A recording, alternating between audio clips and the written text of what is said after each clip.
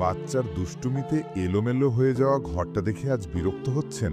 এই ঘর একসময় ঠিকই সাজানো গোছানো পরিপাটি থাকবে, কিন্তু সেই ঘরে থাকবে না কোনো খিলখিল হাসির শব্দ, ছোট্ট পায়ের হাঁটার আওয়াজ, খেলনার টুংটাং শব্দ, ঠোঁট ফুলিয়ে কান্নার মেলানকলি। সোনামণি এতদিনে বড় হয়ে গেছে, তার আলাদা একটা জগৎ হয়েছে।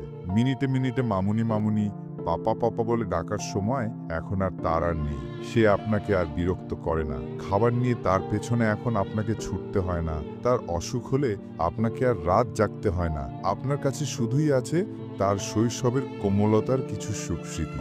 সন্তান আল্লাহর দেয়া সবচেয়ে বড় নেয়ামত। বিশ্বাস করেন না তো? যার সন্তান নেই তাকে জিজ্ঞেস করুন। তাই বলছি, আপনার শিশু সন্তানের দুষ্টুমিগুলোকে স্বাভাবিকভাবে নিতে শিখুন। পারলে তার সাথে আপনিও জয়েন করুন, এনজয় করুন।